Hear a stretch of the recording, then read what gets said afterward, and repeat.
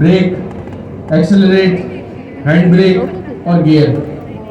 ठीक है, ये क्या हो गई? हाई लेवल एब्स्ट्रैक्शन हो गई।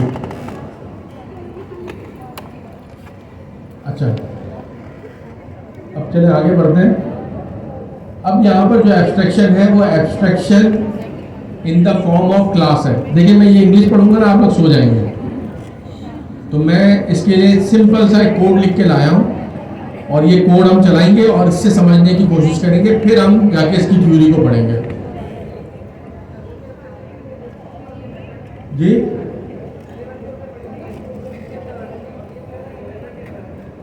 ये सबको ऊप्सी तो है। ये जो मैंने अभी ऊप्स इन नटशेल बनाया है, ये पहले वाली कोलैब से ही निकाल के बनाया है। ठीक है ना, क्योंकि पहले वाली कोलैब जो थी वो आप लोग कह रहे थे कि कौन जीता है तेरे जुल्फ के सर होने तक, तो फिर मैंने भी सोचा मैं इसको फिर बॉब कट बना के ले आया।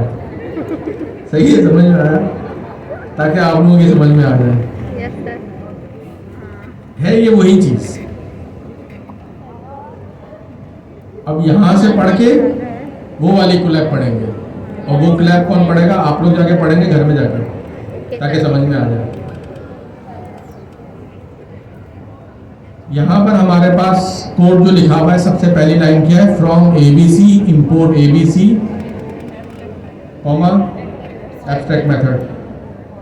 फ्रॉम एबीसी कोई पैकेज होगा, सही है? फ्रॉम एबीसी का मतलब क्या है कि कोई पैकेज है जिसका नाम एबीसी है, उससे इंपोर्ट क्या करना है? उससे जो भी चीज इंपोर्ट होगी वो या तो क्लास होगी या फंक्शन होगा या उसका एट्रीब्यूट होगा। तो यहाँ पर हमारे पास एबीसी क्या आ रहा है? कोई क्लास आ रही है, और उसके बाद हमारे पास एक एब्स्ट्रैक्ट मेथड आ रहा है। ये एब्स्ट्रैक्ट मेथड क्या है?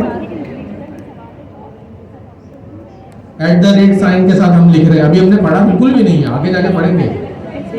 डेकोरेटर, @ साइन के साथ जो चीज हम लिखते हैं वो डेकोरेटर इसके बाद वाली कोलैब के अंदर हम पढ़ेंगे। अगर आप लोग इसे जल्दी समझ जाएंगे और जल्दी करेंगे तो हम पढ़ लेंगे। अभी 8:45 हो रहे हैं, 8:45 भी पूरे नहीं हुए, अभी तो 8:42 हो रहे हैं। तो जी इंशाल्लाह हाँ कर लेंगे, हम वहाँ पहुँच जाएंगे उस तक।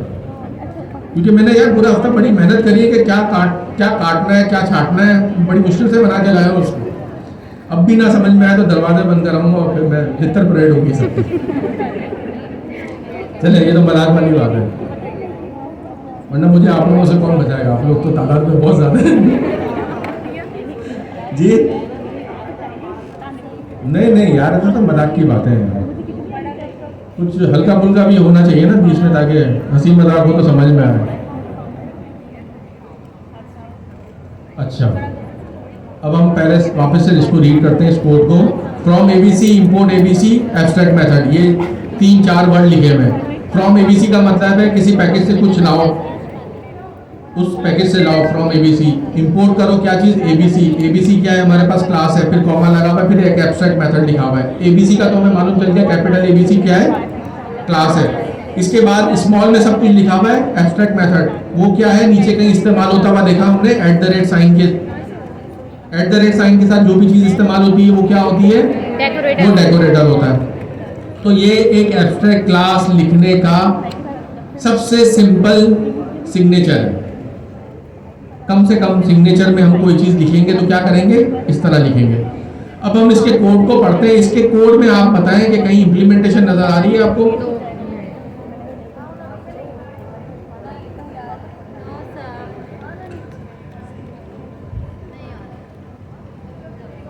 पूरी क्लास में सिर्फ एक ही स्टूडेंट है, बहुत एक्टिव होती है ये माशाल्लाह, और जवाब दे रही होती है। मैं चाहता हूँ पूरी क्लास इस तरह जवाब दे यार। यहाँ आपको कोई इंप्लीमेंटेशन नजर आ रही है? यहाँ व्हीकल स्टार्ट हो रही है, लेकिन व्हीकल स्टार्ट होने की लॉजिक कहीं नजर आ रही है? लॉजिक लिखी भी नहीं है। वो हमें कैसे मालूम चला? ये पास का कीवर्ड। पास का मतलब है, इसको छोड़ दो। मैंने भी एक आपको भिजवाया था कि पास कहाँ कहाँ इस्तेमाल हो सकता है। क्लास में हो सकता है, मेथड में हो सकता है, और भी जगह हो सकता है। तो यहाँ पर इंप्लीमेंटेशन नहीं है। इस चीज को हम कहते हैं कि हमने अब ये एब्स्ट्रैक्ट क्लास बनाई। अच्छा, एब्स्ट्रैक्ट क्लास क्या होती है? हमने अपने घर का नक्शा बनाया, सही है? तो हमने अपने घर का नक्शा बना लिया कि यार ये 500 गज के ऊपर हम ये घर बना रहे हैं अपना। लेकिन कुछ एब्स्ट्रैक्ट क्लासेस या कुछ एब्स्ट्रैक्ट लॉ हमें SBCA ने दिए। SBCA क्या है? Sindh building control authority. उसने ये बताया कि आप 500 गज का जो घर बनाएंगे डिफेंस के अंदर, वो 2 फ्लोर से ज़्यादा का नहीं होना चाहिए, उसमें इतना कवर्ड एरिया होना चाहिए, बाकी आपका दूसरा एरिया होना चाहिए लॉन वगैरह के लिए। ऐसा नहीं कि आप 500 गज तो पूरा 500 गज में घर बना लें, आपका कवर्ड एरिया होगा 350 गज, बाकी आप जगह छोड़ देंगे, घर के बाहर आप इतनी जगह छोड़ेंगे। ये सब चीज़ें क्या हैं? एब्स्ट्रैक्शंस है। सबसे पहले बिल्डिंग कंट्रोल अथॉरिटी ने, ना तो अभी नक्शा पास हुआ, ना अभी कराची आबाद हुआ, कुछ भी नहीं हुआ, लेकिन एक बिल्डिंग कंट्रोल अथॉरिटी ने एक चीज़ हमें लॉ बना के दिया कि आप जब भी कोई चीज़ बनाएंगे वो इस चीज़ को फॉलो करेगी। जैसा कि आपने घर बनाया, वो घर जो है 2 फ्लोर से ज़्यादा का नहीं होगा। क्या SBCA नक्शा बना रहा है इस वक्त? वो तो नक्शा भी नहीं बना रहा। अब तक हम देखें, गौर से सुने, अब तक हम क्या कर रहे थे? ऑब्जेक्ट बना रहे थे। और ऑब्जेक्ट बनाने के लिए हम क्या बात कर रहे थे कि हम ऑब्जेक्ट की पहले क्लास लिखते हैं, उस क्लास को हम क्या कह रहे थे कि वो उस ऑब्जेक्ट का नक्शा है या उसका ब्लूप्रिंट है। ये 2 बातें थी। अब हमारे पास एक तीसरी बात इंट्रोड्यूस हो रही है, एब्स्ट्रैक्शन। अब हम क्या कर रहे हैं? हमारा घर क्या है? ऑब्जेक्ट। उसका नक्शा क्या है? क्लास है। अब मैं कह रहा हूं कि एब्स्ट्रैक्ट क्लास भी है, कि उस क्लास को बनाना या उसके नक्शे को भी बनाने के लिए हमारे पास कुछ लॉ है, उन लॉ को फॉलो करना पड़ेगा। वो हम कहते हैं क्या? Abstract class. हमारे एग्जांपल क्या दी हमने कि SBCA ने हमें ये कहा कि 2 फ्लोर से ज़्यादा का आपका घर नहीं होना चाहिए। फिर आपने जब नक्शा बनाया, आपने उस SBCA के लॉ को फॉलो करा और उसको अपनी क्लास में, अभी ऑब्जेक्ट नहीं है, अपनी क्लास में उस चीज़ को इम्प्लीमेंट करा। इम्प्लीमेंट कैसे करा? एक इफ का चेक लगाया, फ्लोर नॉट इक्वल्स टू 2, कि 2 से ज़्यादा का ना हो। समझ में आया? इसको कहते हैं हम abstraction, abstract classes. Abstract classes का ऑब्जेक्ट नहीं बनता जब तक कि उसकी इंप्लीमेंटेशन ना दी जाए। अब वापस से चले SBCA, नक्शा और मकान, उस पर चलते हैं वापस से। तो SBCA ने हमें जो चीज़ बताई है, क्या हम उस चीज़ का ऑब्जेक्ट बना सकते हैं? उसका तो कोई ऑब्जेक्ट ही नहीं बना सकते। उसका तो पहले नक्शा बनेगा, क्लास बनेगी, क्योंकि हम उस एब्स्ट्रैक्ट क्लास को पहले क्लास में इंप्लीमेंट करेंगे, उस नक्शे में इंप्लीमेंट करेंगे और फिर रन टाइम पे ऑब्जेक्ट बनेगा। ये क्लास से भी पहले की बात है। ऑब्जेक्ट से पहले की क्या बात होती है? क्लास होती है। अब हम क्लास से भी पहले की बात कर रहे हैं। यहां तक बात क्लियर?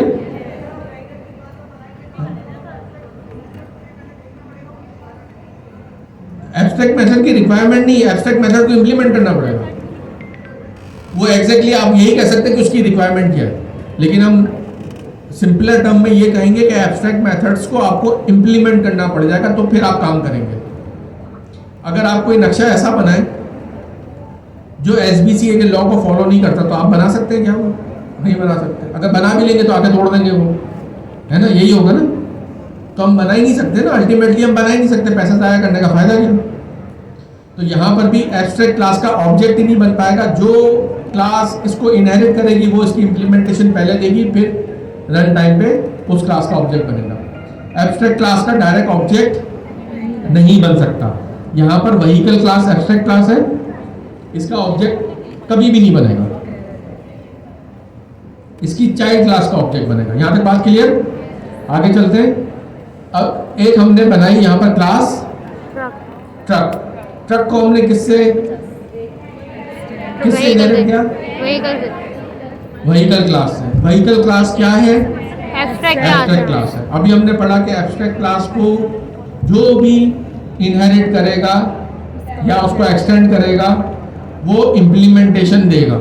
यहाँ इम्प्लीमेंटेशन मौजूद है, पास क्या है?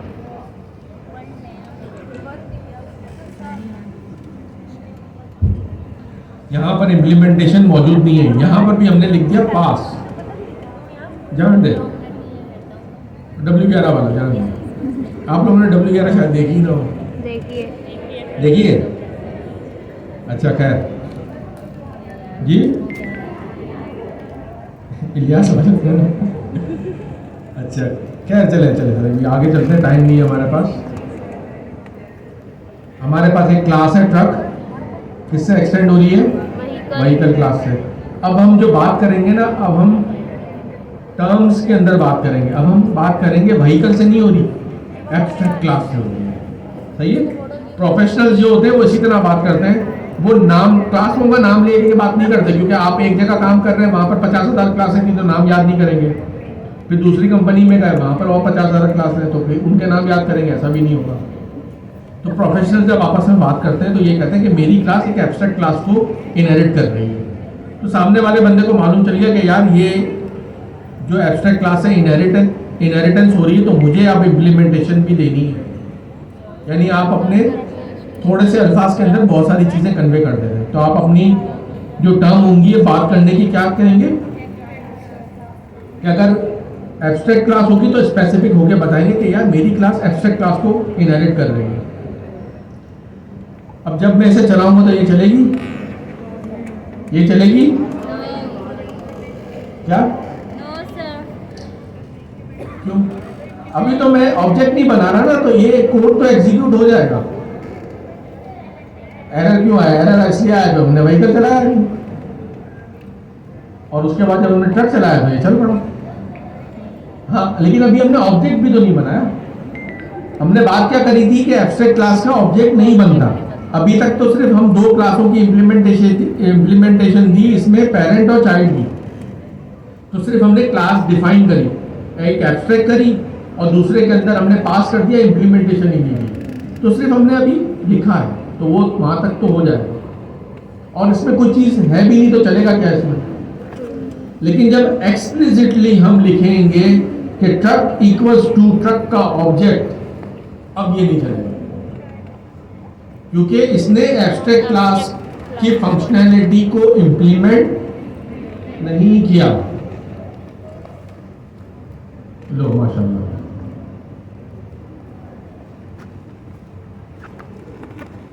नहीं चलना चाहिए,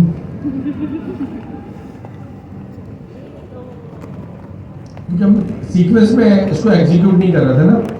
कोलैब के अंदर एक चीज ये होती है कि अगर आपने आगे पीछे ऑब्जेक्ट को इंस्टेंशिएट किया तो उसके पास जो लास्ट नोन इन्फॉर्मेशन होगी उसके हिसाब से चीजें चला देगा। तो हमने क्या काम करा था, गलती से यहाँ पर क्लिक कर दिया था जहां पर स्टार्ट का मेथड था, और फिर हमने एब्स्ट्रैक्ट को करने की कोशिश करी तो एब्स्ट्रैक्ट चल पड़ा, क्योंकि यहाँ पर उसको इम्प्लीमेंटेशन मिल गई। फिर हम क्या कर रहे हैं, अब सीक्वेंस में आ रहे हैं। सबसे पहले हमने एब्स्ट्रैक्ट क्लास रन करा, उसके बाद हमने चाइल्ड क्लास को रन करा, और अब हम चाइल्ड क्लास के ऑब्जेक्ट को बनाने की कोशिश कर रहे हैं जिसने एब्स्ट्रैक्ट मेथड की इम्प्लीमेंटेशन नहीं दी।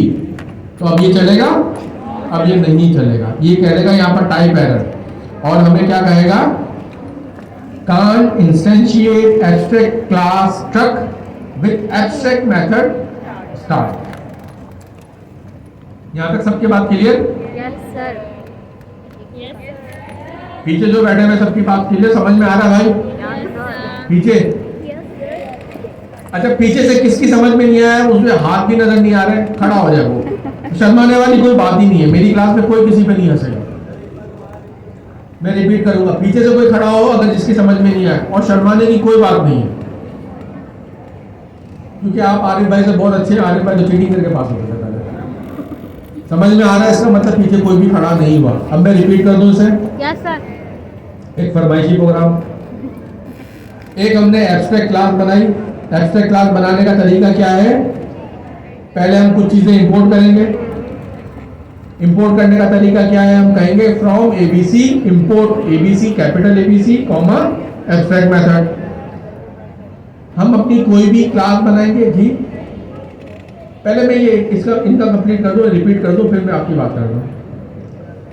हम अपनी एक क्लास बनाएंगे, कोई भी क्लास बना सकते हैं, एक्स वाई जी कुछ भी। हमने अपनी क्लास का नाम रखा व्हीकल, और व्हीकल को हमने किससे एक्सटेंड कराया? एबीसी से। एबीसी क्या है? Abstract class. और उसमें एक एब्स्ट्रैक्ट मेथड हमने लिखा स्टार्ट का। स्टार्ट का एब्स्ट्रैक्ट मेथड को हमने किस तरह डिफाइन करा? डेकोरेटर से @ साइन लगाई, और यहाँ पर डेकोरेटर हमने लिख दिया एब्स्ट्रैक्ट का, जो हमने इंपोर्ट करवाया था ऊपर। ये समझ में आ रहा है? यहां से जिससे सवाल किया तब तक समझ में आ रहा है? इसके बाद हमने क्या काम करा कि एक हमने चाइल्ड क्लास बनाई ट्रक के नाम से। उस ट्रक को एक्सटेंड किससे करवाया? एब्स्ट्रैक्ट क्लास व्हीकल से। और इस ट्रक के अंदर भी हमने इंप्लीमेंटेशन नहीं दी, वहां भी हमने लिख दिया पास। अब तक ये दोनों चीजें, ये दोनों डेफिनेशंस चल रही हैं। इस पे ग्रीन टिक आ गया ना, तो इसका मतलब ये चल रही है। एब्स्ट्रैक्ट क्लास या एब्स्ट्रैक्ट मेथड, पहले तो हम ऑब्जेक्ट बनाते हैं तो क्लास की हम बात करेंगे कि एब्स्ट्रैक्ट क्लास का ऑब्जेक्ट बनता ही नहीं अनटिल एंड अनलेस के चाइल्ड उसकी इंप्लीमेंटेशन ना दे दे। तो चाइल्ड के अंदर इंप्लीमेंटेशन किस तरह देंगे हम? उसके एब्स्ट्रैक्ट मेथड को टाइप करेंगे, वहां कुछ ना कुछ लिखेंगे हम। तो क्या ट्रक क्लास ने लिखा था? वहां तो हमने पास कर दिया ना, तो ट्रक क्लास का ऑब्जेक्ट नहीं बनेगा। इसे हम रन करते हैं तो हमारे पास एरर आ गया, टाइप एरर। और ये एक्सप्लेनेशन में क्या कह रहा है? Can not instantiate abstract class with abstract method start.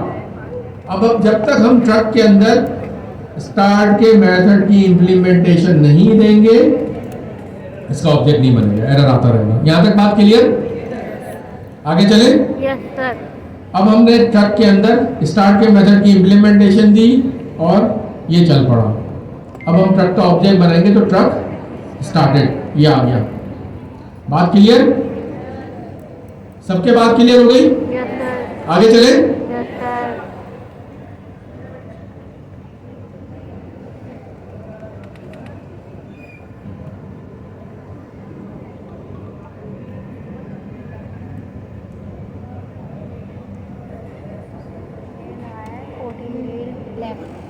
अच्छा, एक और हमारे पास है यहाँ पर क्लास मेथड।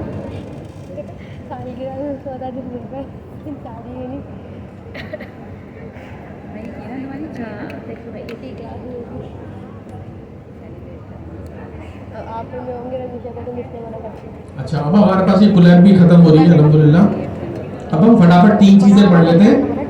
ये जो हमारे पास मेथड, ये जो हमारे पास कोड लिखा हुआ है, ये इसकी डिस्क्रिप्शन नीचे है। हम पहले डिस्क्रिप्शन पढ़ते हैं और फिर आगे चलते हैं। देखिए, तीन किस्म के हमारे पास मेथड होते हैं, इसको याद कर लें। Instance method, class method, static method. Instance method में कोई एक्स्ट्रा चीज लिखने की जरूरत है? यहाँ पर लिखा है नहीं, सिर्फ आप डिफाइन करोगे वो क्या कहलाएगा? Instance method. क्लास मेथड के आगे कुछ लिखा है? क्लास मेथड के आप डेफिनेशन से पहले लिखोगे @ क्लास मेथड, तो वो क्लास मेथड कहलाएगा। जैसा एब्स्ट्रैक्ट मेथड की सिग्नेचर के ऊपर हम क्या लिखते हैं? एब्स्ट्रैक्ट मेथड, तो एब्स्ट्रैक्ट मेथड बनता है। इसी तरह क्लास मेथड के ऊपर हम जब @ साइन के साथ क्लास मेथड लिखेंगे तो क्लास मेथड बनेगा। अगर नहीं लिखेंगे तो क्या बन जाएगा? इंस्टेंस मेथड बन जाएगा। इसी तरह स्टैटिक के ऊपर स्टैटिक लिखेंगे तो स्टैटिक बनेगा। सिर्फ आपको इसकी तीन हेडिंग याद रखनी है, अभी इसके अंदर की डिस्क्रिप्शन नहीं पढ़नी, क्योंकि जब हम पहले डिस्क्रिप्शन पढ़ते हैं तो हमें कुछ समझ में नहीं आता। ठीक है, पहले बिरयानी खाओ, बाद में रेसिपी देखेंगे, हम रेसिपी बाद में हम पढ़ेंगे। बात क्लियर भाई? Yes sir.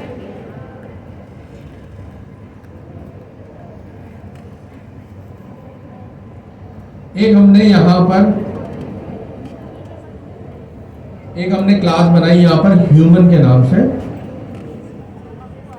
और उसके अंदर अब एक वेरिएबल लिखा। आज तक हमने इस तरह का वेरिएबल लिखा था यहाँ बॉयज में से? आज तक हमने लिखा था इस तरह का वेरिएबल? हमने कहा वेरिएबल डिफाइन करे थे अब तक?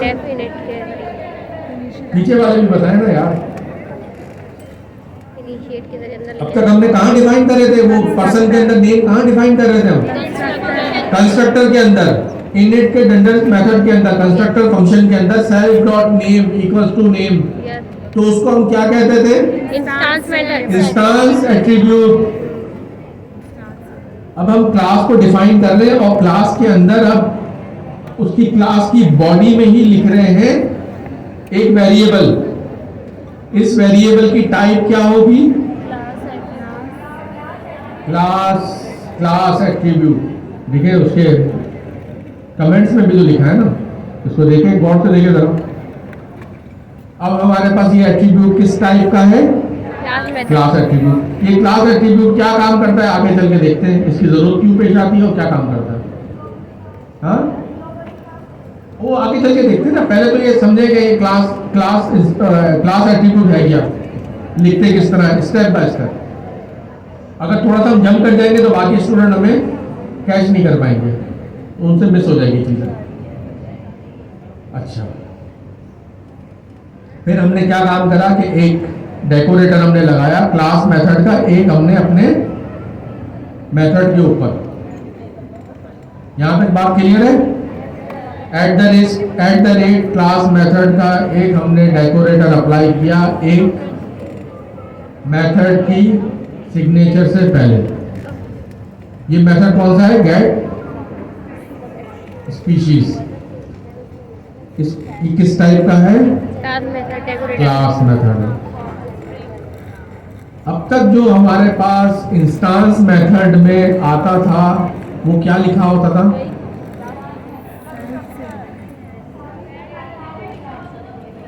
नहीं, सेल्फ। अब तक हमारे पास जो इंस्टेंस मेथड होता था उस मेथड की सिग्नेचर में ब्रैकेट ओपन ब्रैकेट क्लोज में सबसे पहले क्या लिखा था? Self. सेल्फ। अब जब हम क्लास की बात करेंगे तो हमारे पास यहाँ पर होगा CLS। ये हमें क्लास का ऑब्जेक्ट देगा। सही. इस क्लास के ऑब्जेक्ट के जरिए हम क्या काम करेंगे?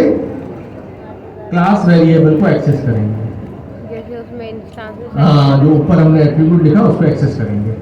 सेल्फ के जरिए क्या करते थे हम? इंस्टेंस एट्रीब्यूट्स को कॉल करते थे, सेल्फ डॉट करके इंस्टेंस एट्रीब्यूट नेम, और यहाँ पर CLS करके हम क्या काम करेंगे? CLS dot class attribute name. ये छोटी सी एग्जांपल है, समझ में आई? Yes sir. इसकी प्रैक्टिस करेंगे तो समझ में आएगा। ठीक है, मैंने माशाल्लाह आपके लिए 21 प्रोजेक्ट बनाए छोटे छोटे से। वो प्रैक्टिस प्रोजेक्ट है लेकिन बनाने कंपलसरी है। समझ में आया ये कहाँ है सर? जी? ये किधर है? 21 है, वो छोटे से ही है यार, इतना कोई मसला नहीं है, वो हो जाएंगे। लेकिन उससे क्या है कि आपकी प्रैक्टिस हो जाएगी हर चीज़ की, हर टॉपिक की। हर टॉपिक का एक छोटा सा मैंने प्रोजेक्ट बनाया। वो प्रोजेक्ट 10 लाइन 12 लाइन 15 लाइन से ज़्यादा का नहीं है, उससे ज़्यादा हो गई नहीं, मैक्सिमम 15 लाइन तक पहुँचेगा वो।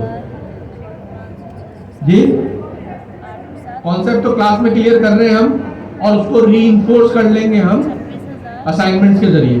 सही है, असाइनमेंट में क्लास खत्म होगी तब मैं अनाउंस करूंगा। यहाँ तक ये ह्यूमन क्लास समझ में आई कि क्लास एट्रीब्यूट क्या है और क्लास मेथड क्या है? सबकी समझ में आया? Yes sir. समझ में आया? नींद सही आ रही है। चलो आगे बढ़ते हैं।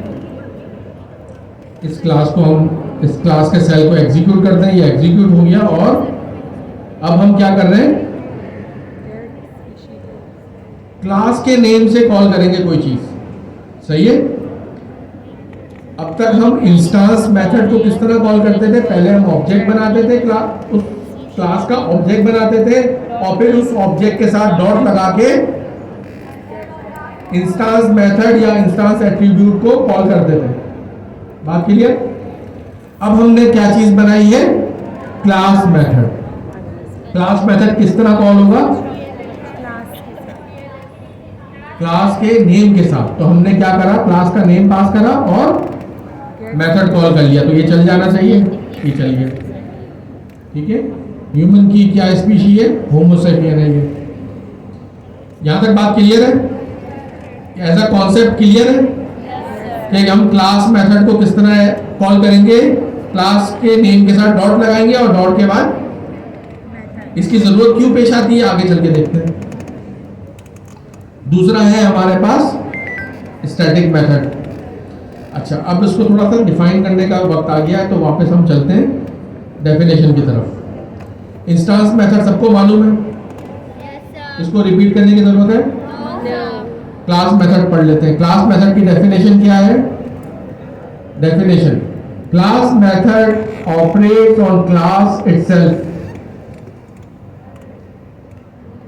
rather than on Instant. instance. They can access and modify class attribute. Access भी कर सकेंगे, मॉडिफाई भी कर सकेंगे। एक बार फिर हम पढ़ते हैं। Class method operate on class itself rather than on instances. यानी हम इसका ऑब्जेक्ट बनाए बगैर ही हम कॉल करते हैं किसके जरिए? क्लास के नेम के जरिए। क्लास का नेम देंगे, डॉट लगाएंगे और क्लास मेथड कॉल कर लेंगे। किस तरह डिफाइन होता है? एक डेकोरेटर लगाते हैं हम, वो क्या कह रहा है? Define using the @ class method decorator. Define करने का तरीका, यूसेज क्या है इसका, क्यों करते हैं? Use for method that need to work with class level data और परफॉर्म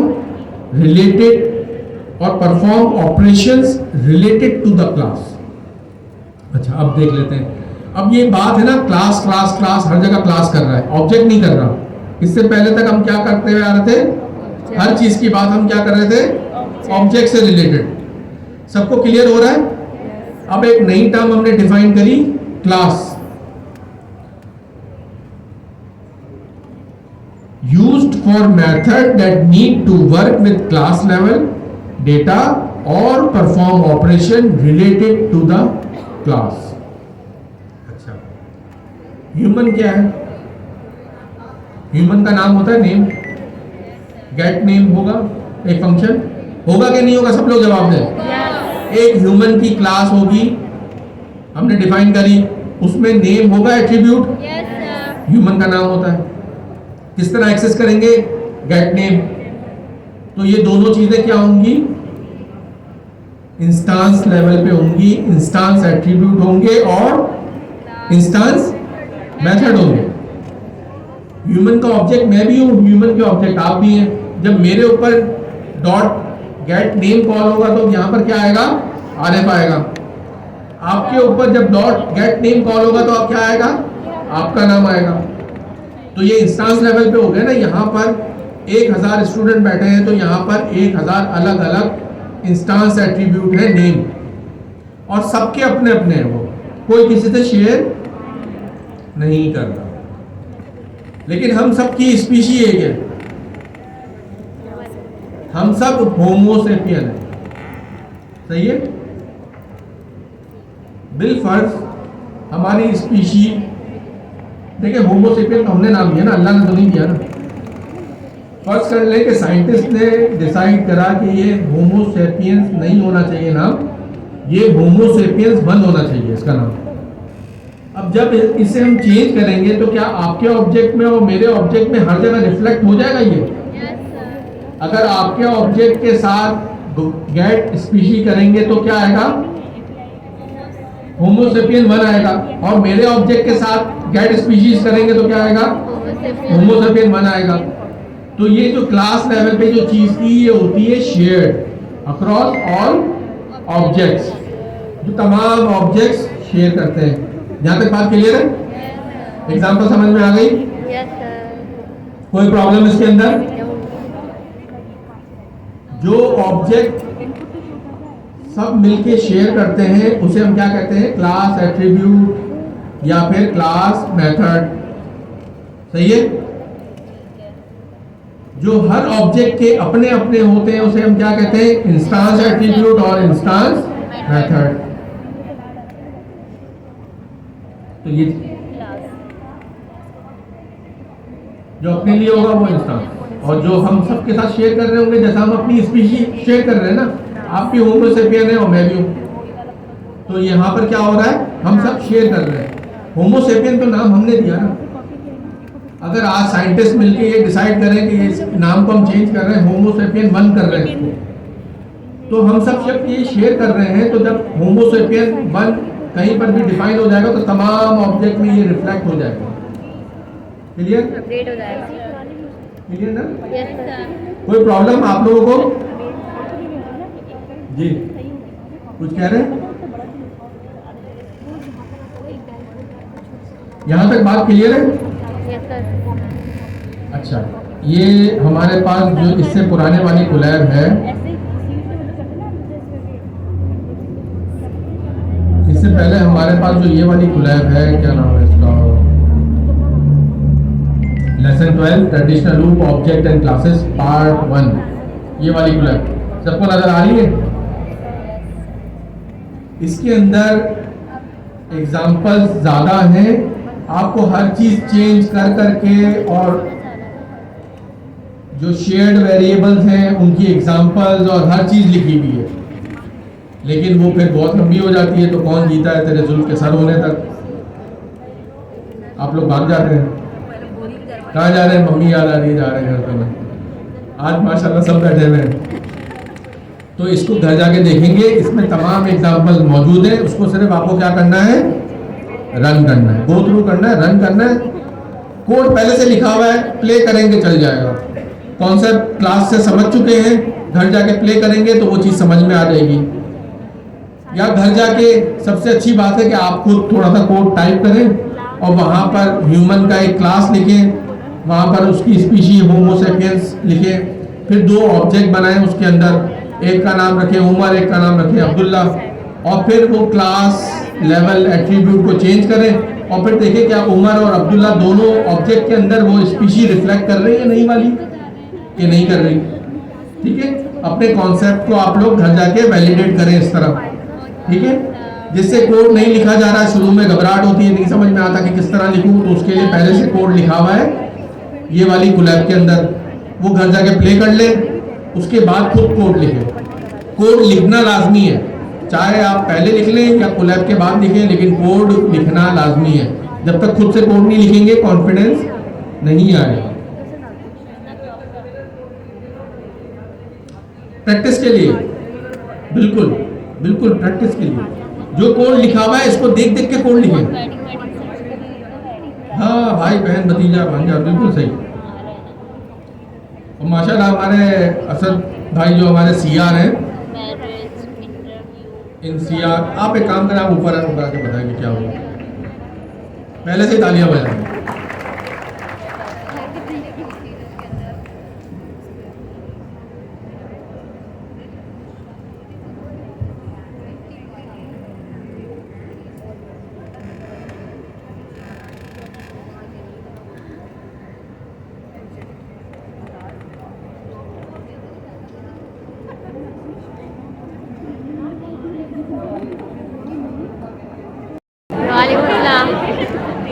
अल्हम्दुलिल्लाह मेरे पास एक अचीवमेंट हुई है, वाई कॉम्पिटिटर के साथ मैं एंगेज हो गया हूँ।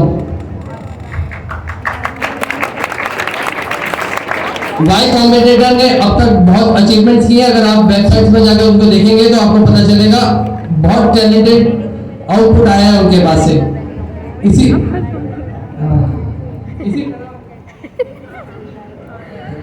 इसी तरह इन लोगों ने एक मेमो बनाई है जो कि एआई एजेंट्स बनाते हैं, and I am the part of him. इंशाल्लाह अब मैं भी एआई एजेंट्स के डेवलपमेंट के अंदर शामिल हो गया हूँ। ये मेमोरी ज़ीरो एक कंपनी है और एआई एजेंट की, जब आप एजेंट बनाना सीखेंगे तो फिर आप देखेंगे कि एजेंट को आप मेमोरी एलोकेट करते हैं ताकि वो चीज़ें याद रखें, एलएलएम से क्या बातें हुई है, सब चीज़ें। तो ये कंपनी है, उस कंपनी का ये पार्ट हो चुके हैं। ठीक है, तो माशाल्लाह से एज अ डेवलपर ये पार्ट हो चुके हैं उसका। तो हमारे लिए बड़ी अचीवमेंट है ये कि आप लोग भी मेहनत करें और इनसे पूछें कि इन्होंने किस तरीके से ये सक्सेस अचीव करी, तो आप भी उसी पाथ पे चलें। ठीक है ना, अपने लिए अलग से पाथ बनाने की क्या जरूरत है। जब इन्होंने एक चीज़ करी भी, इनसे पूछे किस तरीके से करा, क्या काम करा, आप भी उसी पे काम करें। जी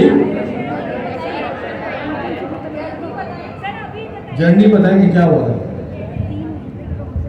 मैंने सर अमीन से पूछा था, वो कह रहे थे कि जब आप क्वार्टर 1 में आ गए हैं तो try to get something commercial. तो उसमें मुझे क्वार्टर 1 के एंड में एक प्रोजेक्ट मिला, उसके लिए मुझे दुबई जाना पड़ा और वहाँ पर जब मैं वेटिंग लिस्ट में बैठा हुआ था तो कुछ लोग और भी बैठे हुए थे, उनके साथ मेरा कनेक्शन हो गया और वो कनेक्शन बढ़ता चला गया। फिर मैंने जब कोडिंग्स की तो मेरा पीआर बढ़ता चला गया। उसी कनेक्शन के दौर में यहाँ इनके साथ मेरा कनेक्शन हो गया। मैंने Q2 के अंदर एक अपना ब्लॉग बनाया था, उसकी जो UI UX है बिल्कुल मेमो वालों की वही UI, उन्होंने मेरी UI UX को एक्सेप्ट कर लिया और मैंने जो उनको इंटरफेस बना के दिया उनको ज़्यादा अच्छा लगा। और भी लोगों का आया होगा लेकिन मेरा वाला उन्होंने एक्सेप्ट कर लिया। यहाँ तक तो ये दुबई में एक प्रोजेक्ट के सिलसिले में गए थे। अच्छा देखिए, इनसे सीखने वाली एक बात है कि इन्होंने जो यहाँ पर अपना क्लास प्रोजेक्ट कंप्लीट किया था वो इतना प्रोफेशनल था कि वो दुनिया में कहीं पर एक्सेप्टेबल हो गया। समझ में आ रहा है एक्सेप्टेबल क्या होता है? कि आप इतना अच्छा कोड लिखें कि वो दुनिया में कहीं पर भी वो बंदा देखे ना तो उसको लगेगा यार 70-80% तो काम यहीं पर ही मिल रहा है मुझे। एग्जैक्टली 100% तो किसी का भी नहीं हो सकता, लेकिन इस लेवल का तो हो कि दुनिया में एक्सेप्टेबल हो। तो इन्होंने शुरू में ही क्लास में ही ऐसी ज़बरदस्त मेहनत करी और इतना प्रोफेशनल कोड लिखा कि आज इनको एक मल्टीनेशनल कंपनी की तरफ से ऑफर भी आ गई और फिर ये उसका पार्ट भी बन चुका है। तो ये हमारे लिए और असद भाई दोनों के लिए बड़ी अच्छी बात है, बड़ी अच्छी अचीवमेंट है ये हमारी। Thank you. सर एक सवाल पूछना था आपसे भाई से। बोले। माशाल्लाह से मैरिड है, इनके बच्चे हैं और फिर इनकी जॉब भी है, ये सब चीज़ों को कैसे मैनेज करते हैं? मौके के बारे में बताइए। कॉन्फिडेंशियल है, मैं अपने मौके के बारे में बता नहीं सकता। जी सर, थैंक यू।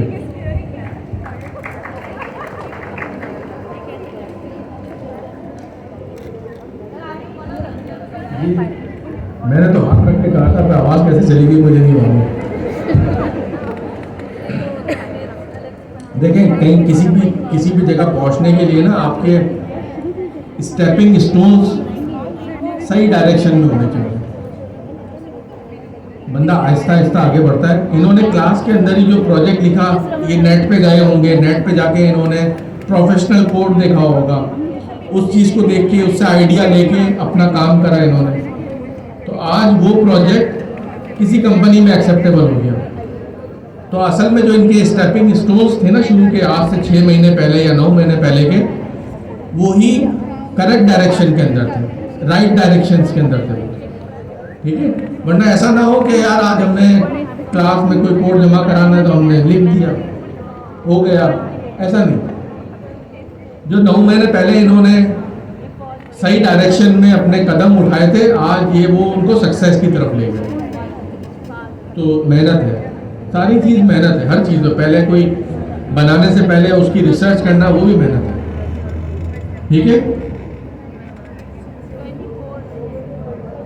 अब वो देखिए, हम यहाँ स्टार्टिंग मेथड और लास्ट मेथड रहता है हमारा, सही है। उसमें बड़ा मजा आया। तो शाहरुख खान कब आया है, अमिताभ बच्चन कब आया, तो वहाँ पर क्या हुआ, तो कितने दिनों इन्होंने खर्च करे। हाँ, आ गया स्टार्टिंग मेथड। क्लास मेथड समझ में आया, shared across all instances. Static method क्या होता है? Static method as a utility method होता है। जैसा कोई भी ऑब्जेक्ट के अंदर हमें जैसा हमें लॉग करवाना है, लॉगिंग है, तो लॉग आपको मालूम है ना, लॉगिंग का फंक्शन मालूम है ना, लॉग क्या करता है? जो भी आपके ऑब्जेक्ट के साथ हो रहा होता है आप उसको लॉग करते चले जाते हैं, ताकि अगर कहीं पर कोई प्रॉब्लम आए तो बंदा लॉग पढ़ के ये तो समझ पाए कि एग्जैक्टली प्रॉब्लम किस लाइन पे आया, क्या काम करते हुए आया, तो उस एरर तक हम पहुंचे, फिर वहां पर जाके उसको हम ठीक करने की कोशिश करें। जैसा हमारा सारा कुछ काम चल रहा था, लेकिन जब हम डेटाबेस से बात करने गए तो डेटाबेस अप नहीं थी और एरर आ गया। तो अब हमें मालूम चला कि एरर कहाँ आया, डेटाबेस में आया। उससे पहले और जो चीज़ लॉजिक चल रही थी वो सब कुछ सही चल रही थी। तो हमारे पास जो स्टैटिक मेथड होता है, ये स्टैटिक मेथड की ये डेफिनेशन है कि ये एज अ यूटिलिटी फंक्शन होता है। अगर ये जावा में स्टैटिक फंक्शन की बात करेंगे ना, तो जावा में स्टैटिक फंक्शन ये क्लास मेथड की तरह का होता है। तो यहाँ पर नाम चेंज है, सही है। क्या चीज़? नहीं, ये वो यहाँ पर वाली बात ही नहीं है। यहाँ स्टैटिक मेथड जो अभी तक आपने सी में या C# में या जावा में पढ़ा था, यहाँ पर वही नाम है, लेकिन इसका काम कुछ और है। यहाँ पर ये एज अ यूटिलिटी फंक्शन के तौर पे यूज होता है। यहाँ पर ना इंस्टांस होता है, ना यहाँ पर स्टैटिक होता है, ना यहाँ पर सेल्फ होगा और ना यहाँ पर, ना यहाँ, हाँ अभी हम मेथड की बात कर रहे हैं। एट्रीब्यूट तो सिर्फ दो किस्म के होते हैं, या तो क्लास का होता है या फिर इंस्टांस का होता है। स्टैटिक मेथड की हम बात कर रहे हैं। स्टैटिक मेथड जो होगा वो एज अ यूटिलिटी फंक्शन की तरह काम करेगा और उसके पास कोई एक्सेस नहीं होगा इंस्टांस का और क्लास का। रिपीट करें मेरे साथ, स्टैटिक मेथड वो मेथड होगा जिसके पास कोई एक्सेस नहीं होगा इंस्टांस का और क्लास का। इंस्टांस का ऑब्जेक्ट का क्या नाम रखते हैं हम लोग? सेल्फ। क्लास का CLS।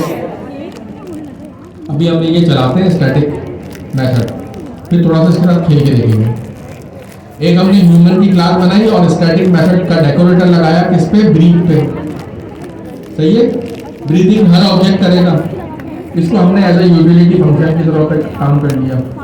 और जब ह्यूमन डॉट ब्रीथ हम कॉल करेंगे तो ह्यूमन डॉट ब्रीथ को हम जब कॉल करेंगे तो ये चल पड़ेगा। अब इसकी डेफिनेशन जाके पढ़ते हैं और फिर इसके साथ थोड़ा सा खेल के देखेंगे। स्टैटिक मेथड की डेफिनेशन क्या है? स्टैटिक मेथड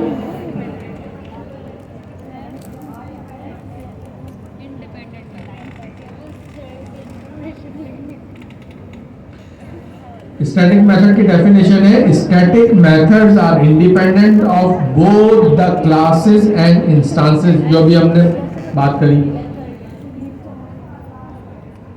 दोनों से आजाद है। They don't have access to self और CLS।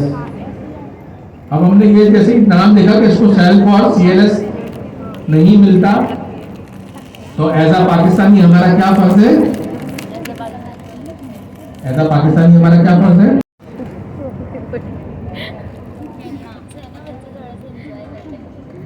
नहीं चला। इसने क्या काम कर रहे हैं यहाँ पर? Human dot breathe missing one required positional argument self. यहाँ पर हमने सेल्फ लिख दिया, लेकिन इन्वायरमेंट ने इसको सेल्फ नहीं दिया। क्यों नहीं दिया? क्योंकि ये स्टैटिक मेथड है। डेफिनेशन में क्या लिखा था ऊपर? डेफिनेशन में क्या लिखा था? इंडिपेंडेंट होता है इंस्टांस और क्लास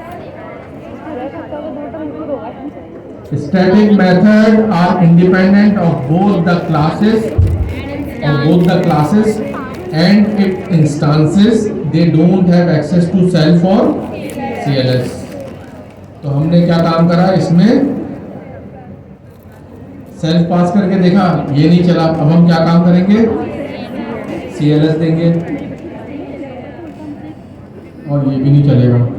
जब हम ये दोनों चीजें यहाँ से हटा देंगे और फिर हम चलाएंगे तो चल जाएगा। तो हेंस प्रूव हो गया कि स्टैटिक मेथड के पास ना सेल्फ होता है ना क्लास होती है। अब थोड़ा सा रिवाइज कर लेते हैं जी।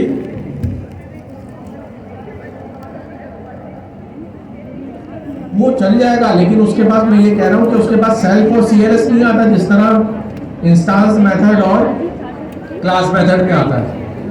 अगर आप इस ब्रीथ के अंदर सेल्फ लॉड करने की कोशिश करेंगे तो सेल्फ है ही नहीं इसमें। फायदा क्या? यूटिलिटी फंक्शन समझा है ना कि इसमें अगर आप लॉगिन करना चाहें तो उसको स्टैटिक मेथड की तरह लॉग कर लें। कोई भी आप ऑब्जेक्ट बनाएंगे तो वो ऑब्जेक्ट के कुछ बिहेवियर होंगे, कुछ स्टेट्स होंगी, इसी तरह ही होगा। हाँ या ना तो बोलो, ऐसा ही होगा ना। उस चीज को आप लॉक करोगे ताकि आपको मालूम तो चले कि हुआ क्या। तो जब आप लॉक करोगे तो उसको आप बनाओगे स्टैटिक मेथड। तो अब हमारे पास 3 किस्म के मेथड हो गए। पहला मेथड क्या है? इंस्टांस। दूसरा क्लास। तीसरा स्टैटिक। इंस्टांस मेथड किससे रिलेट करता है? सेल्फ तो होता है। ये किससे रिलेट करता है? ऑब्जेक्ट से। क्लास मेथड किससे रिलेट करता है? क्लास से। और static method as a utility function के तौर पे यूज होता है जी। हाँ, कॉल होता है, जैसे हमने ये कॉल करा ना ह्यूमन डॉट ब्रीथ, ये कॉल हुआ ना। और ये ब्रीथ का मेथड क्या था? बोले तो सही, ब्रीथ का मेथड क्या था? स्टैटिक था जी। आवाज नहीं आ रही आपको, क्या करें? डायरेक्ट कॉल का क्या मतलब है आपका? पैरेंथेसिस लगाते, पैरेंथेसिस हमने लगाया नहीं। डायरेक्ट कॉल नहीं तो ह्यूमन, यार हमने एक हमने ह्यूमन की डेफिनेशन बनाई है ना, एक हमने क्लास बनाई, उसका ब्लूप्रिंट बनाया, तो उसके अंदर कॉल करके क्या फायदा है? कॉल तो बाहर ही होंगे ना, सब चीजें, ऑब्जेक्ट्स तो बाहर बनेंगे, वहां तो कॉल करने का कोई फायदा नहीं। अच्छा, अब आप वाली मेथड आप लोग थोड़ा सा जम करते हैं ना, तो जम करने वाली बात, इफ आई कैन एक्सेस, अब ये देखें जरा गौर से देखें, if I can access class stuff using the class name, why bother with CLS, कि जब हम क्लास नेम लिख के कोई चीज हम कॉल कर ले रहे हैं, जब हम क्लास नेम लिख के कोई चीज कॉल कर ले रहे हैं तो CLS लिख के कॉल क्यों करें? ठीक है, अब हमने एक क्लास बनाई एनिमल, ये लाइन समझ में आई सबके? उसको फिर से पढ़ते हैं। If I can access class stuff using the class name, why bother with CLS। एक हमने एनिमल क्लास बनाई, एनिमल क्लास के अंदर वही हमने स्पीशीज रखी अननोन, और फिर क्लास मेथड बनाया मेक का, और उसमें क्या आ रहा है, क्लास मेथड में क्या चीज पास होती है? देखिए revision revision revision, class method में क्या चीज पास होती है? CLS पास होता है। इंस्टेंस मेथड में क्या पास होता है? सेल्फ पास होता है। ये हमने डेकोरेटर कौन सा वाला लगाया है? क्लास मेथड का। तो क्लास मेथड का जब डेकोरेटर लगाएंगे तो मेथड में क्या लिखेंगे हम? CLS। ये कह रहा है CLS का ऑब्जेक्ट दे दो, जो भी CLS आएगा वो CLS का ऑब्जेक्ट दे दो। ये मेथड की डेफिनेशन क्या कह रही है? ये मेथड की डेफिनेशन कह रही है कि इस मेथड का नाम है मेक, और उसमें CLS का ऑब्जेक्ट आ रहा है। उसी CLS के साथ ब्रैकेट लगा के ये कह रहा है कि मैं ऑब्जेक्ट बना के रिटर्न कर दे रहा हूं। यहां तक समझ में आया? सिर्फ कोड की ये 3 लाइनें समझ में आ रही है कि क्या हो रहा है? कि जो ऑब्जेक्ट पास हो रहा है उसी ऑब्जेक्ट का ऑब्जेक्ट बना के हम क्या कर रहे हैं? रिटर्न करवा रहे हैं। अब पहले हमने एनिमल बनाया था, अब हम बना रहे हैं डॉग। उसकी स्पीशी हमने बनाई क्या? डॉग। Animal dot make. अब हम उसको प्रिंट करवाते हैं तो आप उसको मैजिक आपका समझ में आएगा ये हो क्या रहा है।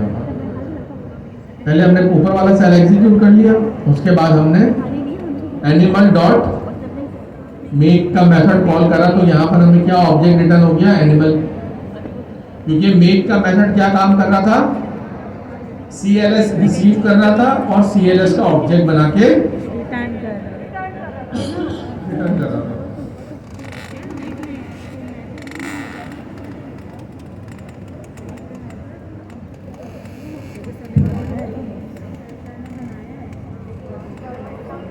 तो यहां तक बात क्लियर कि एनिमल का ऑब्जेक्ट आ गया?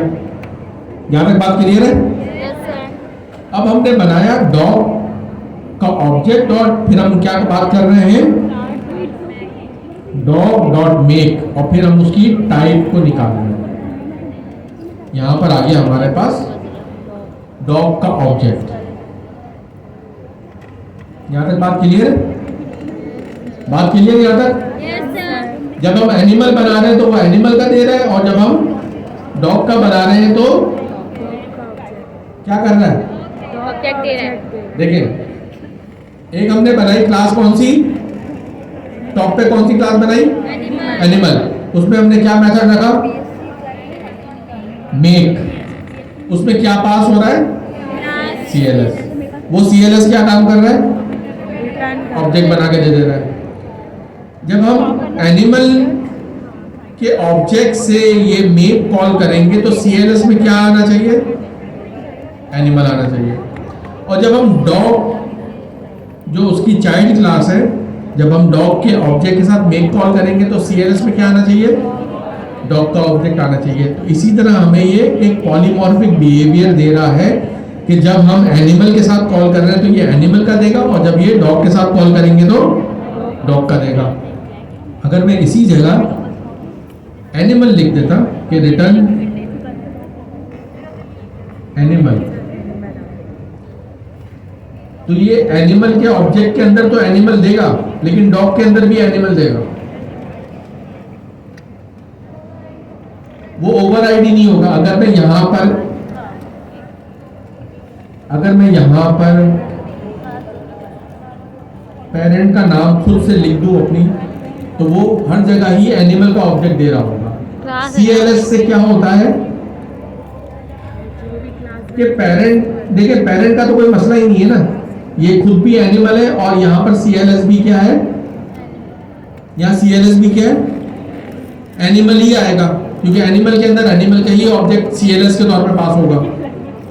लेकिन जब इसकी डिफरेंट चाइल्ड क्लासेस आती जाएंगी, तो जब उन चाइल्ड क्लासेस के ऑब्जेक्ट के साथ मेक कॉल करेंगे या उन चाइल्ड क्लासेस के क्लास नेम के साथ हम जब कॉल करेंगे, तो वहां पर सीएलएस में उन चाइल्ड क्लासेस के सीएलएस पास होंगे, क्लासेस पास होंगे।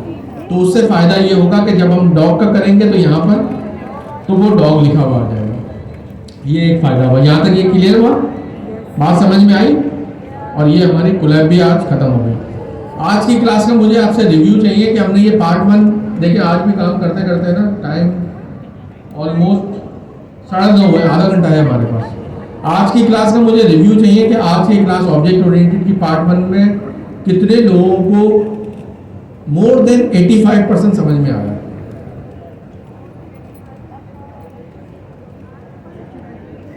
और कितने लोगों को प्रॉब्लम हुई, अभी भी समझ में नहीं आया।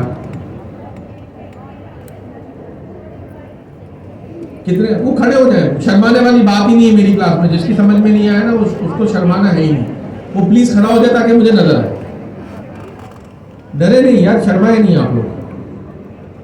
सबकी समझ में आ गया, कोई प्रॉब्लम नहीं हुई। तो आजकल माशाल्लाह जी, नहीं वही तो मैं कह रहा हूँ, 2 टॉपिक समझ में नहीं आया तो मोर देन 80% तो समझ में आ गया ना। जो इक्का दुक्का चीजें समझ में नहीं आई उसको हम रिवाइज कर लेंगे। लेकिन कौन ऐसा है कि ये कह रहा है कि ऑब्जेक्ट ओरिएंटेड मेरे पल्ले ही नहीं पड़ी कि क्या चीज है? ऐसा कोई है? ऐसा कोई भी नहीं है ना। तो मोर देन 70% समझ में आ गई। थोड़ा सा और नीचे कर ले हम। सबको समझ में आई 70%? अब घर जाके थोड़ी आप मेहनत खुद भी करेंगे तो हो जाएगा। अब हम ऑब्जेक्ट ओरिएंटेड प्रोग्रामिंग का नटशेल पार्ट 2 पढ़ते हैं, स्टार्ट कर देते हैं ताकि सर बस जी नहीं बस सर उड़ हाँ? जाएगा, तो उड़ जाएंगे हमारे। अच्छा तो एक काम करते हैं, हल्का फुल्का थोड़ा थोड़ा रिवाइज करते हैं। जो सर हमने पढ़ा है असाइनमेंट ना, बता दे। सही है, थोड़ा सा लाइट वे में असाइनमेंट भी समझा देता हूँ कि असाइनमेंट में क्या क्या आपको करना है। पहले असाइनमेंट की हम बात करते हैं, फिर उसको हम असाइनमेंट पेपर के बाद देखें। पेपर तो कब होगा वो अल्लाह को मालूम है, फिर हमारा दूसरा एडमिन डिपार्टमेंट को मालूम है। ये दो हस्तियां हैं जो जानती हैं जी। इंशाल्लाह दुआ करें, 1,00,000 दफा आयत करीमा का विर्द करें, इंशाल्लाह हो जाएगा। तो जब भी होगा हम तैयार हैं, सही है, तो हम दे देंगे एग्जाम, उसका मसला नहीं है। अब ये प्रोजेक्ट जो है आपको बना के लाना है। देखिए ये छोटे छोटे से प्रोजेक्ट हैं। देखिए पहला असाइनमेंट आपका क्या है, यूजिंग सेल्फ। असाइनमेंट है ही 2 लाइन का। आपको बनाना क्या है, create a class student with attribute name and marks. use the self keyword to initialize these values via a constructor. Add a method display that print student detail. कितना छोटा सा है ये, मैक्सिमम 7 लाइन 8 लाइन, उससे ज्यादा का नहीं है। तो इस असाइनमेंट में हम क्या सीखेंगे, सेल्फ। सारे टॉपिक्स की आपकी प्रैक्टिस हो जाएगी। हाँ 21 है इसके बाद, हाँ 21 है। तो माशाल्लाह अगर 7 लाइन का है तो 10 में 70 लाइन हो गई, 20 में 140 और 21 में फिर 7 लाइन और, तो इसका मतलब 150 लाइन जी। क्या जी?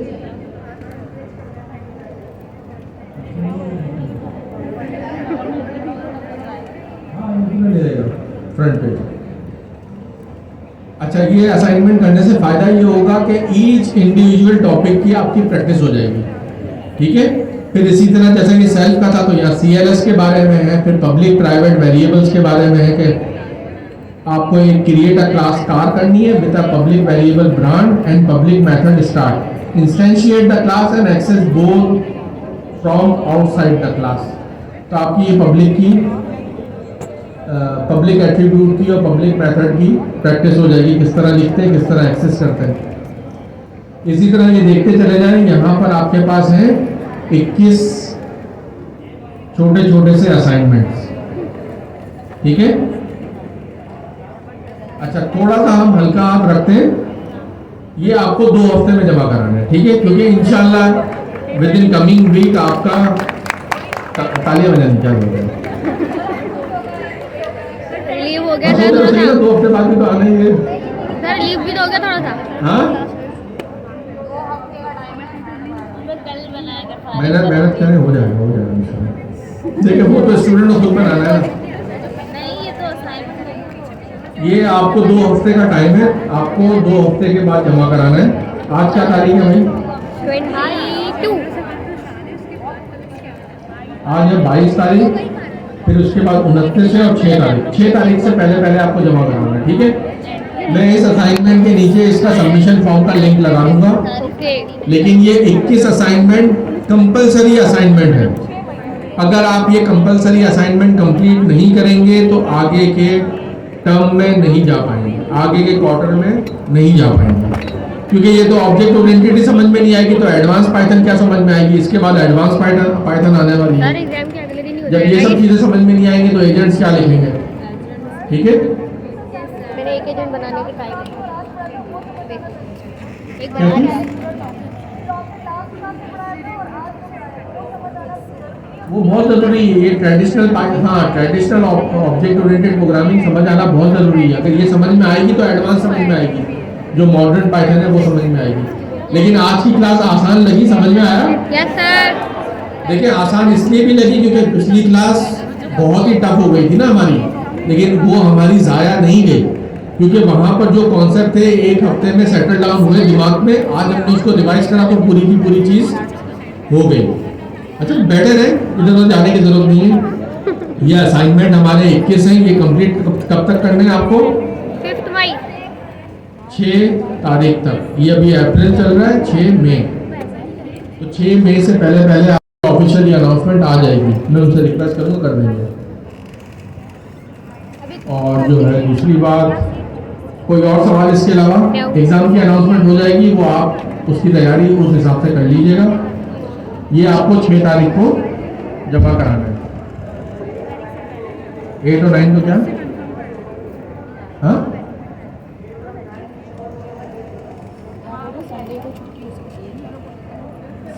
8 और 9 को क्या? मॉड्यूल्स एंड फंक्शन और ये एक्सेप्शन हैंडलिंग, ये चीज़।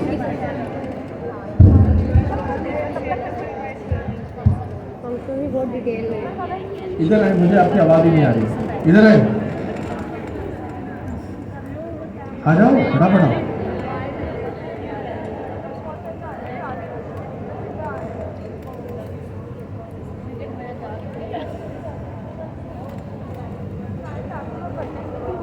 क्या करें?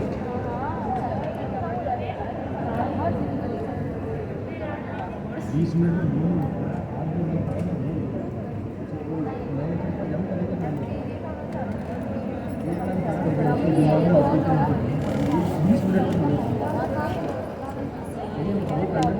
फिर अगर सब लोग कहेंगे तो आगे के अगला काम कहाँ पर पहुँचे? मैं दो पे चले।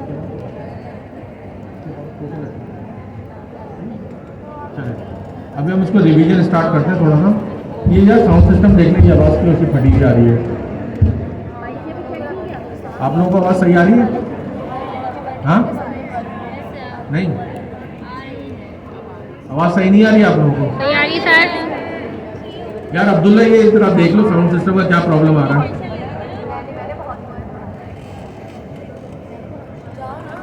अच्छा, फटाफट हम एक काम करते हैं, ऑब्जेक्ट ओरिएंटेड प्रोग्रामिंग का जो हमने ये पार्ट 1 आज पढ़ी है, इसको हम रिवाइज कर लेते हैं फटाफट। अच्छा, घर से आपका असाइनमेंट एक और है, जो क्लास असाइनमेंट है वो अलग है। आपको object oriented programming in a nutshell part 2 घर से पढ़ के आनी है नेक्स्ट टाइम, सही है। ये भी बिल्कुल उसी तरह लिखी जैसा पार्ट 1 लिखी है ना, सिंपल सी, शॉर्ट, बिल्कुल सिंपल सी, बहुत कम कोड के साथ। तो ये आप घर से पढ़ के आए, सही है, ताकि अगली दफ़ा हम जल्दी से इसे कवर करें और फिर आगे की तरफ बढ़ें।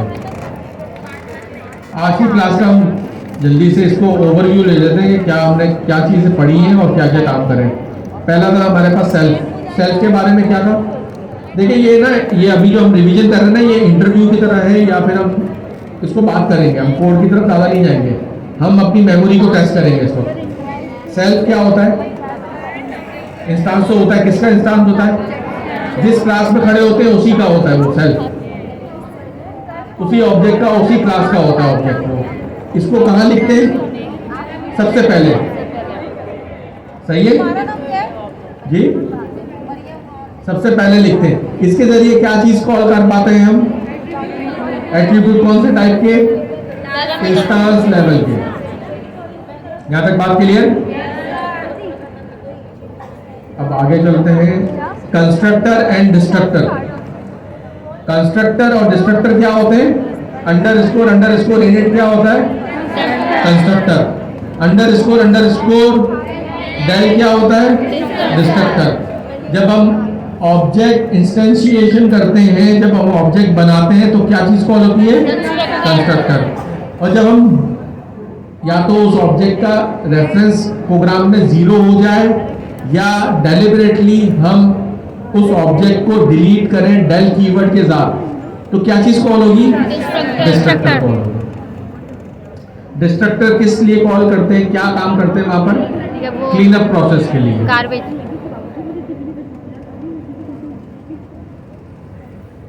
Access modifier, public, protected, private. सबसे ज्यादा विजिबिलिटी किस चीज की होती है? पब्लिक की। उसके बाद प्रोटेक्टेड, उसके बाद प्राइवेट की होती है। पब्लिक को लिखने की नेम कन्वेंशन कोई है? नो। नहीं, सिर्फ नेमिंग कन्वेंशन उसके नाम लिखने की है, इसके अलावा कोई स्पेशल चीज नहीं लगाते। प्रोटेक्टेड लिखने के लिए कोई स्पेशल चीज लगाते हैं? Yes sir, single underscore. Private को लिखने के लिए क्या करना है? Double underscore.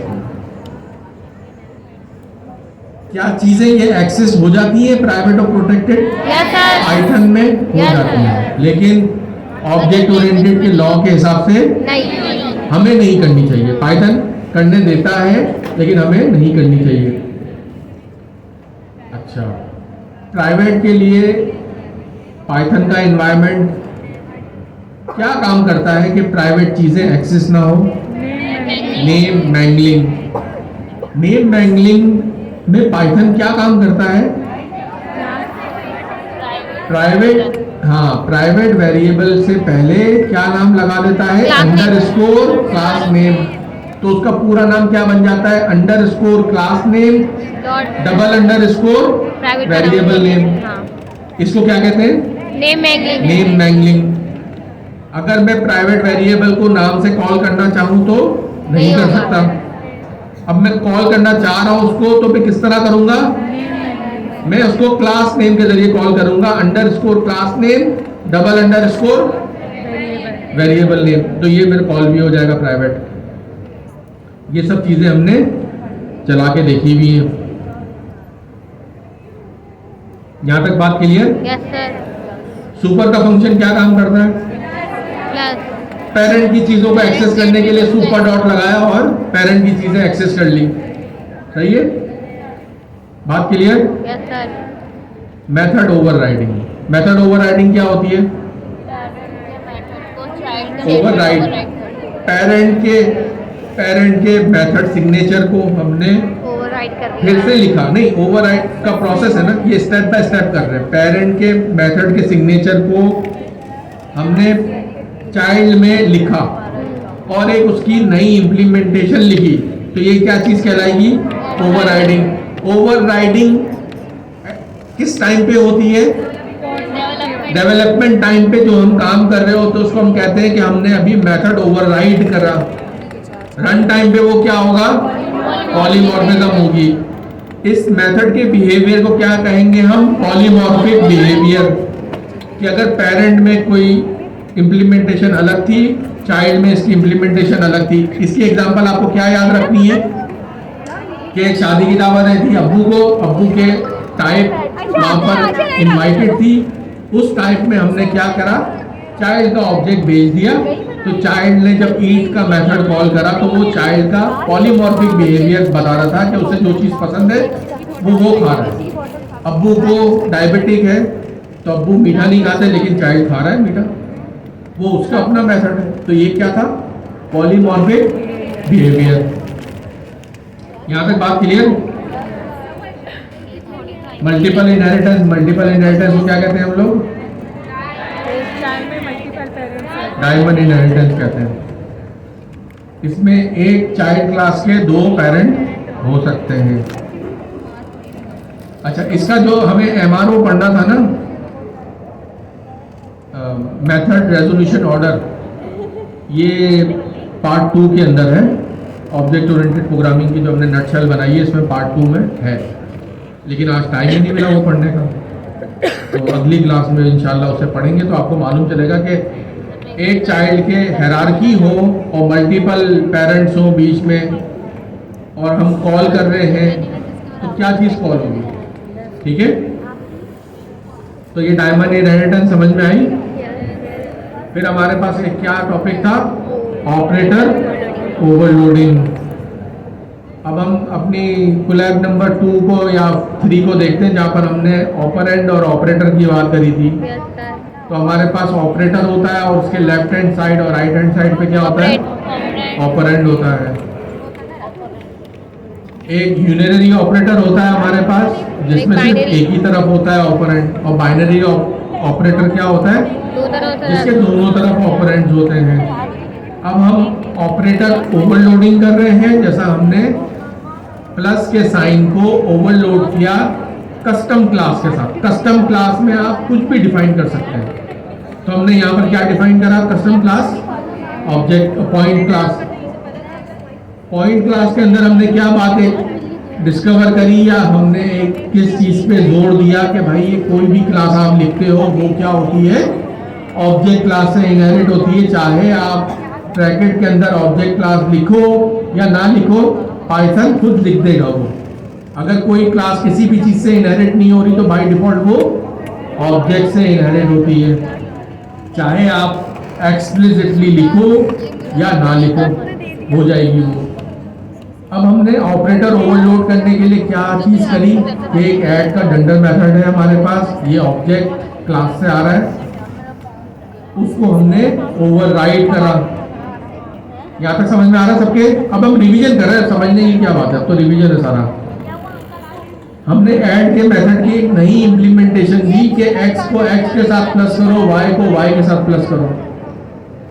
बात समझ में आई जी।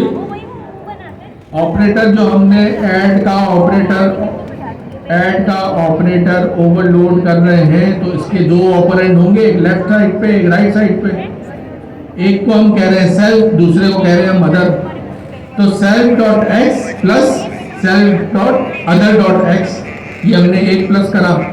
फिर दूसरा हमने क्या प्लस करा, self dot y other dot y. बात क्लियर। इन दोनों को प्लस कर दिया तो 2 पॉइंट का हमने एक ऑब्जेक्ट बना दिया ऐड करके। उस पॉइंट को हमने कहाँ रखवाया, पॉइंट नंबर 3 के वेरिएबल में, और पॉइंट 1 और पॉइंट 2 को ऐड करवा दिया, तो ये ऐड भी हो गया। इस चीज को हम क्या कहते हैं, ऑपरेटर ओवरलोडिंग। बात क्लियर हुई। डक टाइपिंग क्या होती है, पाइथन में सब कुछ चल जाता है क्योंकि ये टाइप स्ट्रिक्टली टाइप लैंग्वेज नहीं है, ये टाइप हिंट लैंग्वेज है। तो क्या होता है, इसमें एक बात करते हैं, if a human can walk like a duck, it should the object should be treated like a duck. तो यहाँ पर हमारे पास क्या था कि आप कोई भी टाइप डिफाइन करो, क्योंकि पाइथन स्ट्रिक्टली टाइप लैंग्वेज नहीं है और उस मेथड के अंदर, उस ऑब्जेक्ट के अंदर अगर वो मेथड मौजूद हुआ जो आप कॉल करना चाह रहे हो, तो किसी भी टाइप में कॉल हो जाए, चाहे आप डक दो ऑब्जेक्ट एज ऑब्जेक्ट या फिर ह्यूमन दो। ठीक है, तो हमारे केस में क्या हुआ था कि दोनों ऑब्जेक्ट के ऊपर स्पीक का मेथड कॉल हो गया था। एब्स्ट्रैक्शन, एब्स्ट्रैक्शन क्या थी हमारे पास, हमने क्या पढ़ा था कि हम, हाँ क्लास से भी पहले हम क्या दो बातें कर रहे थे कि ऑब्जेक्ट से पहले हमेशा क्लास होती है। अब क्लास से पहले भी एक चीज होती है कि क्लास को डिफाइन करने के लिए कुछ लॉ। एब्स्ट्रैक्ट क्लास का कभी भी ऑब्जेक्ट नहीं बन सकता, उसकी इम्प्लीमेंटेशन लाजमी देनी होती है किसको, क्लास को, और फिर वो बाद में क्लास से ऑब्जेक्ट रन टाइम में बनेगा। तो ऑब्जेक्ट उसी वक्त बनेगा जब हमने एब्स्ट्रैक्ट मेथड की इम्प्लीमेंटेशन दी होगी। अब हम उसको याद करते हैं कि अभी देखिए मैंने कोड नहीं खोला, मैं खुद भी याद कर रहा हूँ आपके साथ मिलकर। वहां लिखा था from ABC import capital ABC comma abstract method. इसी तरह है, याद है, देखिए याद करें, अभी हम कोड नहीं देख रहे हैं, अब हम अपनी मेमोरी से रिकॉल कर रहे हैं कि हमने क्या कोडिंग का स्निपेट देखा था। स्निपेट कहते हैं कोड के टुकड़े को। वहाँ क्या लिखा था, from ABC import capital ABC comma abstract method, ऐसी तरह लिखा हुआ था। फिर हमने क्या करा था, class name bracket open capital ABC bracket close, तो हमने अपनी क्लास को एब्स्ट्रैक्ट क्लास बनाया। फिर हमने एक मेथड बनाया, उसमें डेकोरेटर लगाया @ एब्स्ट्रैक्ट मेथड। पूरा कोड याद हो गया। अब वैलिडेट कर लेते हैं कि क्या हमने सही कहा। तो हमने बिल्कुल सही कहा कि फ्रॉम स्मॉल एबीसी, ये पैकेज का नेम है, small ABC import capital ABC क्या है, क्लास कॉमा एब्स्ट्रैक्ट मेथड, ये क्या है हमारे पास, डेकोरेटर। तो हमने एक सिग्नेचर देख लिया कि क्लास एब्स्ट्रैक्ट क्लास लिखने का मिनिमम सिग्नेचर क्या है, वो ये सिग्नेचर है। बात क्लियर। फिर हमने इस चीज को वैलिडेट करा कि एक चाइल्ड क्लास इस क्लास को इनहेरिट कर सकती है कि नहीं कर सकती है, एब्स्ट्रैक्ट क्लास को वो कर सकती है। तो ट्रक ने इसको इनहेरिट कर लिया व्हीकल क्लास को। अभी तक कोई ऑब्जेक्ट बनाने की बात नहीं हुई, लेकिन ट्रक ने कोई इम्प्लीमेंटेशन भी नहीं दी अब तक। फिर हमने क्या करा, ट्रक के ऑब्जेक्ट बनाने की कोशिश करी, तो हमें एरर आ गया पाइथन की तरफ से कि हम can't instantiate abstract class truck with abstract method start until and unless कि आप start method की implementation ना दो, नहीं हो सकता। फिर हमने implementation देने के लिए क्या काम करा, फिर हमने ट्रक की क्लास लिखी और वहां पर start के मेथड की implementation दे दी, और फिर हमने ट्रक का ऑब्जेक्ट बनाया, तो ऑब्जेक्ट भी बन गया और स्टार्ट मेथड भी कॉल हो गया, ओवररन हो गया। इसके बाद हमने पढ़ा कि मेथड्स इन पाइथन, तो इंस्टेंस मेथड से तो हम शुरू से काम करते हुए आ रहे थे। यहाँ पर दो चीज़ें हमने देखी, क्लास मेथड और स्टैटिक मेथड। क्लास मेथड क्या होता है, जो शेयर्ड अक्रॉस ऑब्जेक्ट्स होता है, क्लास मेथड और class variable attribute. Class attribute कहाँ पर लिखते हैं, क्लास की बॉडी में, उससे पहले लिखते हैं और क्लास की बॉडी में लिखते हैं। इंस्टेंस वेरिएबल कहाँ लिखते हैं, इनिट के अंदर, कंस्ट्रक्टर के अंदर सेल्फ डॉट करके, तो वो इंस्टेंस मेथड कहलाते हैं, इंस्टेंस वेरिएबल कहलाते हैं, सेल्फ डॉट। जैसा हमारे केस में एक एग्जांपल थी सेल्फ डॉट नेम, तो हाँ कुछ भी, तो वो सारे क्या कहलाएंगे, इंस्टेंस वेरिएबल। क्लास वेरिएबल लिखने का तरीका कहाँ है, किस जगह लिखते हैं, फौरन से क्लास की बॉडी में लिखते हैं। कोई भी मेथड का नाम लिख देंगे हम, तो वो क्या कहलाएगा, क्लास वेरिएबल। क्लास मेथड, हाँ क्लास मेथड किस तरह लिखते हैं, डेकोरेटर लगाते हैं @क्लास मेथड। क्लास मेथड और क्लास वेरिएबल क्या चीज होती है, shared across all the objects. उसकी हमने एग्जांपल क्या की थी, होमो सेपियन की, कि ह्यूमन के बहुत सारे ऑब्जेक्ट बनाए थे, उसके अंदर नेम था।